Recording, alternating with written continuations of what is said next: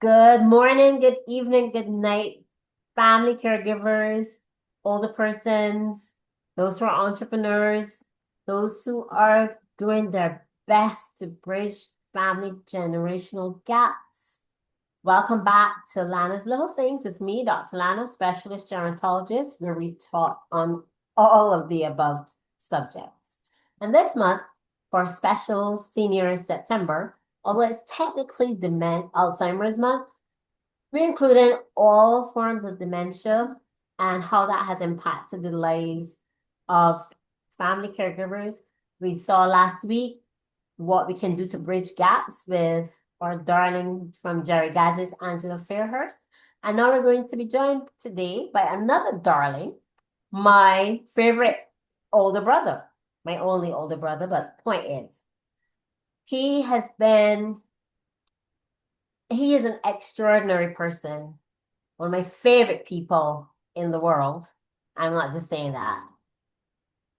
Brought me back into my ski shoes. We were all taught by our dad. And so he encourages me to get on my ski shoes every now and then. He is the winner of numerous tourism awards for not only his talent, his skill, but for just his sheer people skills. He can teach anybody, and including you, to ski. No matter if you think you're afraid, he can teach you how to have fun in the sea. If you're afraid, he is one of the most reassuring persons I know. He is also, despite all that, as if that wasn't enough, he's a loving father to my darling nephew. And and he is just someone with to whom you know you can take your burdens at the end of the day, at the beginning of the day, in the middle of the day, and he always brings a smile. In fact, that's where his nickname came from, because you will see the sparkle in his eyes. So his nickname is Sparkles. There you go. I've said it. So without further ado, I'm welcoming to talk about his journey, would you believe, in family caregiving. Not once, not twice, but three times. My older brother and ski extraordinaire, owner of his own business, Sparkles, or to be more formal, Tony Babb. So welcome, my darling brother. And I think I've said a lot for the audience, but you can introduce what you think I've left out. Good evening, Dr. Lana. Good evening to all our listeners and viewers, and to our caregivers in whatever community you may be in. I'm Tony Babb, known as Sparkles. I've had that nickname actually from 1 day old, and uh, apparently somebody thought it would be nice to give it to me because of some gleam they saw in my eye when I was just a mere dot. Yes, I am the owner of Radical Water Sports here in Barbados. I have been doing this, I would say, since 1999 is when I came back into water sports. It being my first love, and you will dabble in other things as you go through your journey in life, but then you always kind of tend to return to the one that you feel closest to and the one that makes you more comfortable. They say work if you work doing what you love, then you never actually work a day in your life. And Absolutely. water sports and being in the ocean has always been my first love. I mean, I grew up literally 100 feet from it. So um, I was always very fond of the seaside. Yes, I have done caregiving on many levels, three times. First started with taking care of my grandmother, who eventually it started with her having a broken leg, then the other leg developing thrombosis, and eventually they find out that she had cancer, and it continued into that until she eventually left us. Um, I believe that was maybe some 23 years ago, I would say. And um, she was very near and dear to me. The challenges were very great, and I often had to try to balance that. At the time I worked for someone when it first started, and then I eventually ended up into my own business as it as her journey got deeper and more complex. And I was working for myself. I had to balance that with work, having a young baby and trying to take care of family life and so on. A very delicate balance. And I'm going to tell you, the challenges were always numerous. Um, I didn't have any transportation then, and when it wasn't the fact that I was literally walking to and fro a mile each day to go to look after her, I would, grab a Zeta or a minibus or a bus or what have you, some lifts while I walking.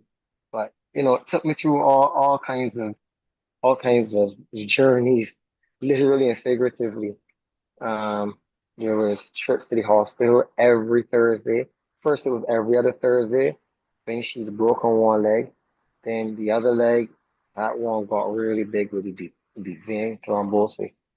And that took up the other Thursdays, which coincidentally, Thursday was my only off day from work back then. And I was balancing that. Then we found out that she had developed cancer.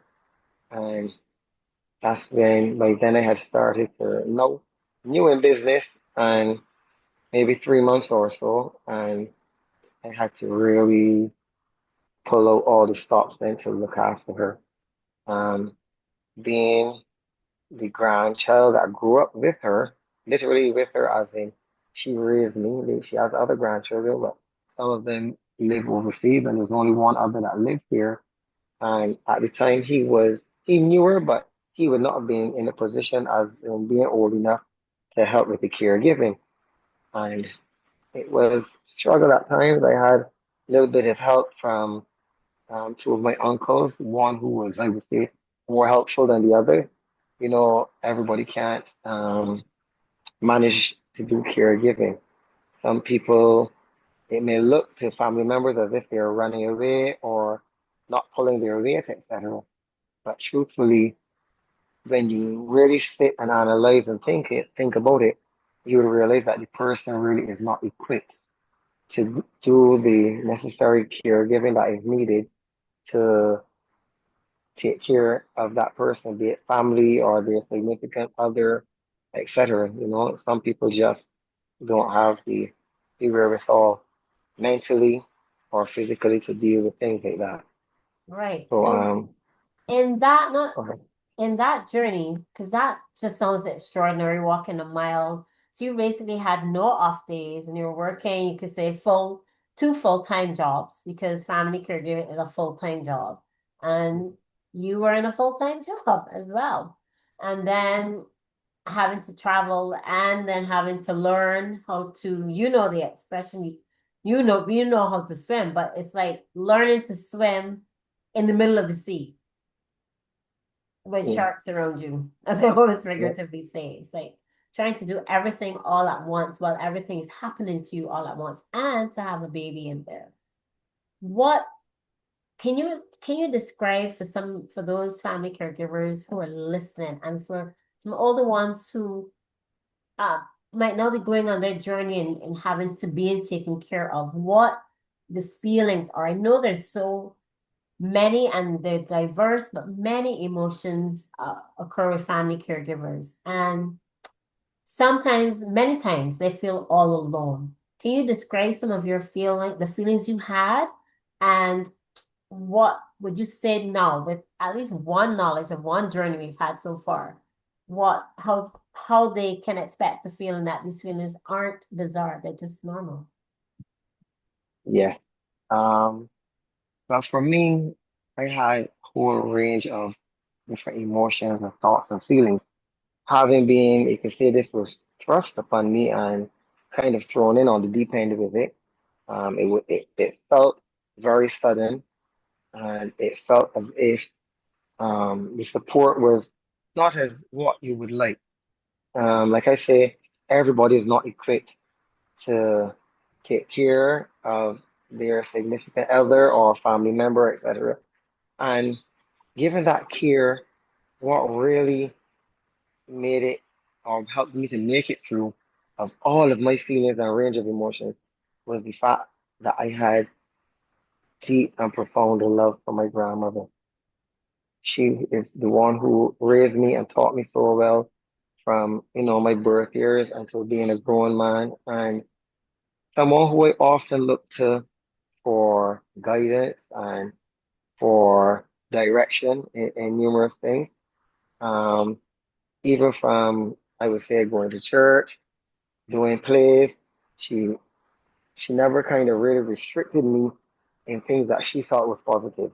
So even attending functions and so on, it was always my grandmother there. So I really felt as if I owed it to her. So with that in mind, no matter how lonely it got, how tedious the tasks were, how difficult it was, because here I am, a young man, caring for a lady, and in some instances, you would know that um, she may not, she may have messed on herself and so on. I had to do the cleaning, and of course, I looking at things on my grandmother that really I should not be seeing, but there was no one that's there to do it. And with that in mind, I pulled myself up by my bootstraps and said, well, look, if I'm the only person, then I am going to do it to the best of my ability. That profound love that I always had for her is what guided me through all my tough times. I can recall um, one of my dearest aunts calling me up, and she, I mean, literally pulled me up because I had not realized it, but I had lost serious weight. I did not know this Hmm. because you're going every Yeah. morning up at 5, Yeah. gone to her, leave there, head to work, come back from work, pick the baby up from nursery, wait for my other to come home, and the minute she's home, back to Granny's house, and bear in mind, some of the times I'm walking there and walking back. In the evening, I walk there and walk. So I'm going like that every day, I was a on and teenager, on and on. bro, and I knew you did this, but I was like, it just to me, you did it so second nature, so naturally. It just seemed to come like as if it was what a person did and not something that was Mm, hard to do. So no, when I'm and the middle school finish, your working life, and you have this to do, even though it was thrust mhm. upon you, you made it seem easy. But as you said, even in there, that the love and just the I gotta do it, and you stop Yeah. taking care of yourself. Somebody had to do it, so I said, well, I know it has to be me, so I just did it. I'm gonna say this, and all persons who are doing caregiving, or even if you're not doing it and you may see someone else doing it in your family, the more the merrier. I can't stress that enough. You always need that help because caregivers get very tired too, and some of the time, if you don't have the help or you don't have the right nutrition going on, or if you yourself have got underlying physical or health conditions and so on, you could ruin yourself looking after someone else. And Yes. you really need that support. I will also stress to you that it is a learning curve. So patience is paramount. I was Yeah, you said lucky that for me over and because of over my again, and you learn from patience is mistakes. paramount. You're teaching, but it's when you're in Yep. it, it's a totally different thing. But And you and do need someone to talk to you. let me tell you, people, and this is not only for the elderly, people who are ill in general Mhm. don't want to be ill. So it's not a good journey for them.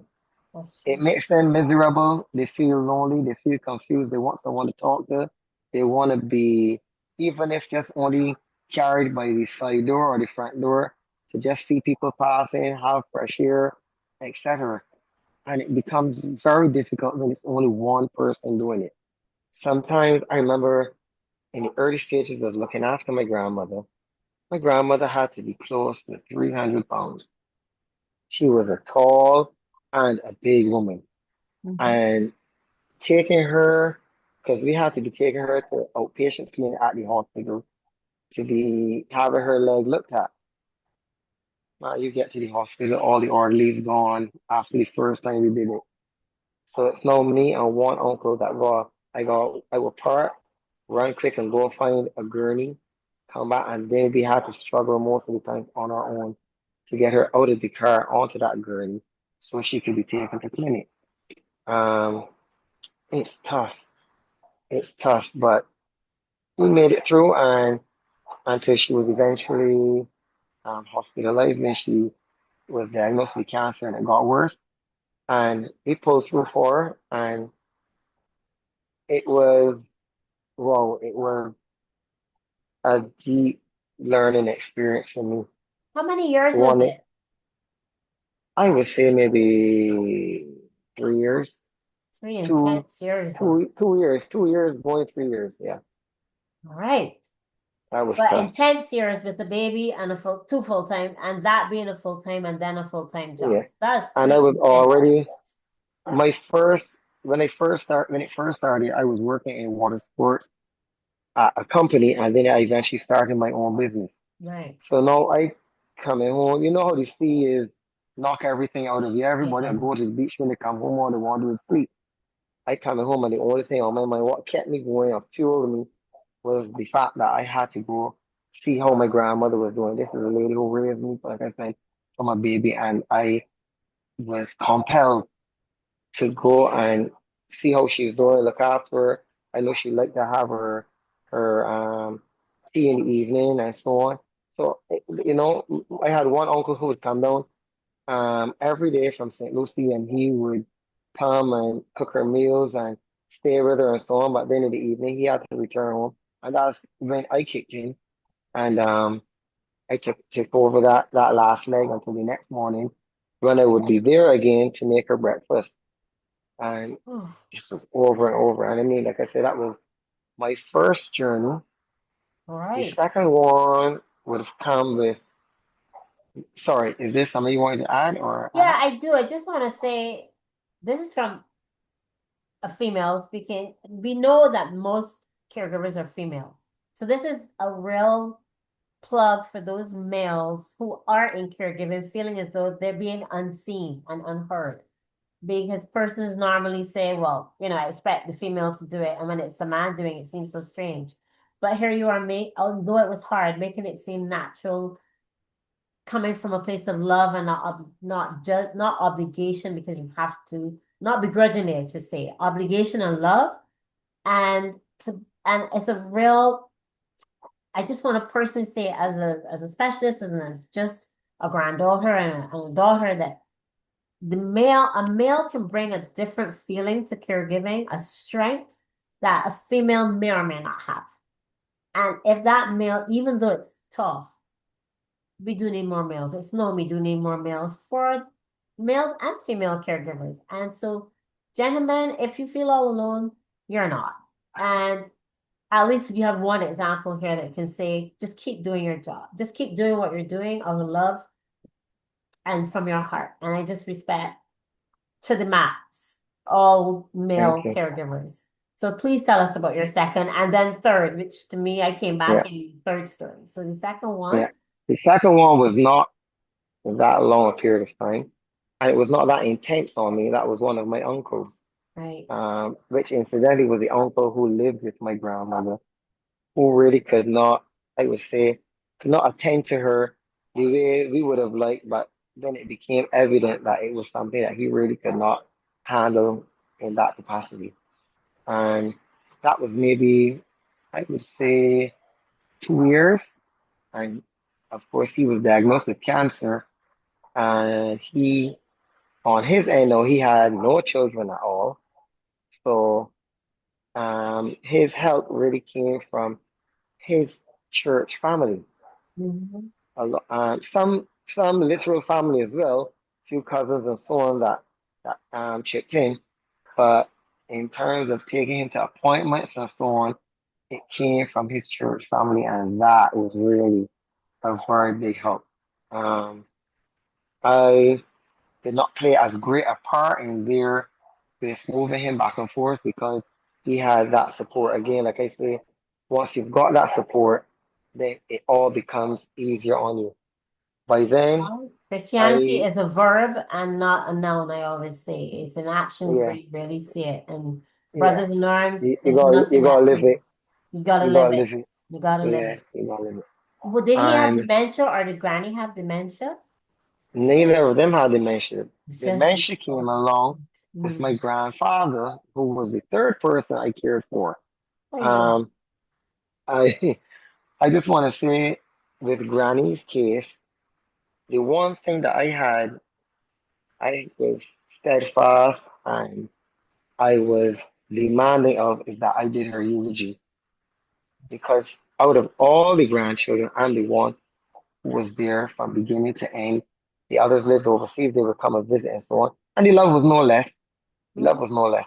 But I felt like I owed her that as the final send off um, to her to her as the grandchild that appreciated so much of what she did for me. I owed it to her to do that eulogy.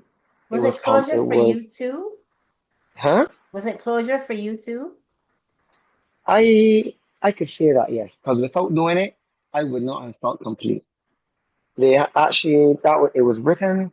It was written, literally written by my dad. Um, myself having a lot of input, and some other grandchildren and children and so on. But they had my dad as the backup reader because everybody said there was no way that I was going to make it. There was no way. What they didn't know was my resolve. I had already prayed about it. I was completely determined that I had to fulfill it, and no one else could do that task for me. So with the second um caregiving experience, my uncle, who felt that I did my grandmother justice, which would be his mother, he said to me, listen, you have got to write and read my eulogy. And Oh. I set about getting all the information needed. I've done five so far. I have done Okay, five. that's your other profession And then. apparently so. One had nothing to do with one was from my brother-in-law at the time. And he was the person who wrote it and he was going to read it as well. But when it came time to do it, he said, Tony, man, I can't do it. I want to ask you to just read this one for me. And I said, okay. And I did that. And um, the fourth one would be the other uncle who came from St. Lucie. His son, who's my cousin, he said to me, listen, you've been doing all these eulogies. Man, you gotta do the one for my father. I mean, huh? So then I set about calling all over the place, the UK, USA, all through Barbados, gathering information and so on, as I did for the previous uncle, and I did that. And Granddad now. That's the one I granddad, really want all our listeners to hear these in our granddad few is my minutes we heart. have left. Granddad is my heart. I can try and make it fast. Granddaddy took care of him for approximately 2.5 years. How old was He, Granddad? Please let our listeners. when granddad passed, he was 99 on no medication, none know. whatsoever. So aging is not Um, a disease, right? It's just a process. Let's Yeah, just say. because there are people, lots of people who live well past 100. I Yeah. will be one of them. Um, And then okay, good. there you go. But what I can say to you is to age well, you must have a good diet and exercise. And exercise. I realized my grandfather's condition got really horrible when he was not able to ride his bicycle anymore. Mm. Coincidentally, let me just say to the listeners of yours that he stopped riding at 96. This was around the COVID time, and we did not want him. You know, I didn't think it was necessary for him to go have a shot. Neither did him. I had all his wits about him, but then from not riding and going and mingling around people and so on, because we didn't want to catch COVID. Then not writing is what got his condition to deteriorate more and more and more as we went along. Um, I took care of him for 2.5 years approximately, pretty much on my own. And though there were children here for whatever reasons, I won't get into, they chose to abstain. And again, I had such fond and great memories of my grandfather. The things we did together, he taught me to drive. I spent many, many Easters riding all through Hamel's factory yard and having the pick of the litter to the sweetest sugar cane and the softest sugar cane ever that I could have. Uh, I was even as the his colleagues saw me coming around, I even got to operate some of the machinery. I mean, I indeed, I was fortunate. So again, I felt compelled to have to make sure that his caregiving was as best as I could, as close as excellent as possible, and that whenever I finished, he he would say, "Job well done," and he would be well looked after. I Mhm. needed to have that. My grandfather always had a great appetite. I spent many days with him. I actually got a lady to come and look after him that had looked after his wife before Oh, many, I mean, wow. more than 20 years before that. More than 30 years before that. She had looked after his wife when she was ill until it came to the point where she had passed. So here is now that that lady was still around, and I got, I got to,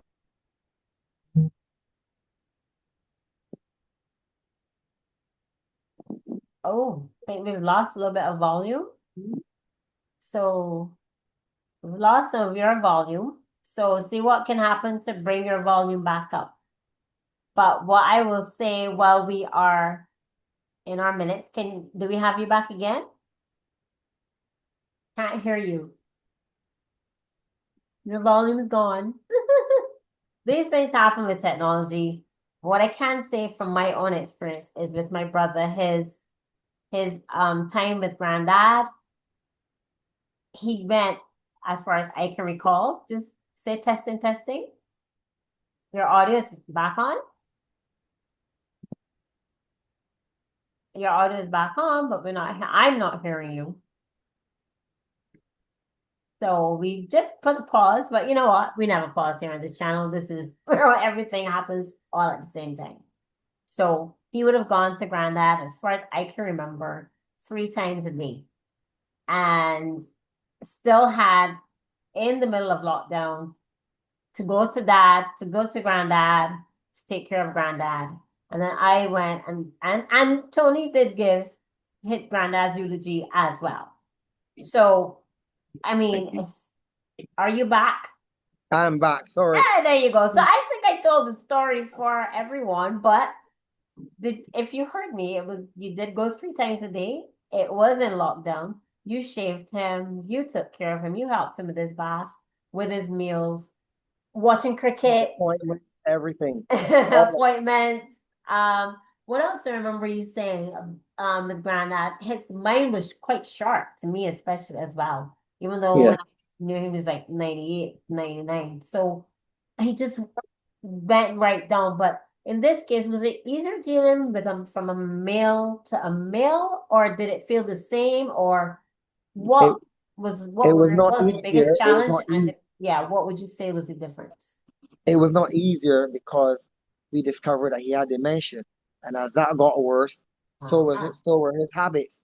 So we went into having to make sure that all the doors were locked, all the yeah. that he had no access to get outside, because he was still think, oh, I gotta get dressed and go to work, and he became immobile as time went on. Um, he was trying to still push the wheelchair out through the doors, not knowing he was going to fall. It became a horror story of sorts, but it was filled with teaching moments. I learned how to be very patient, how to take care of him, how to make sure that he ate, And I found a lot of resources and a lot of resourceful people because I took ideas from neighbors. So I would leave the door unlocked during the day in case someone came and wanted to see him. I wouldn't want to have him locked if I'm not there. Exactly. And but then eventually I had to put a latch on the end of the door, and they had to find someone to come and care for him. That Wow. would be there 5 days a week. Okay, so in our dying moments, what would you tell a caregiver? How would you encourage a caregiver with in three statements? What would you say to a caregiver? Patience, I mean, sometimes you can really run onto that. So what encouragement can you give? Well, caregiving is you have to have some sort of love in your heart to take care of the person. Remember some of the times when they speak ill or they speak things that or they're accusing you of something. Remember, it's the disease speaking and not the person. So if you keep that Say in that mind, once again. it is the disease speaking and not the person. Perfect. So What's the they're not, last thing you would say? although you may think it's a personal attack, it's not. And I would say just do the best you can. Okay. If you can get help, solicit the help. If not, do the best you can. Well, thank you so much. From my heart to yours, everyone. Good morning, good evening, good night. That's for my big brother.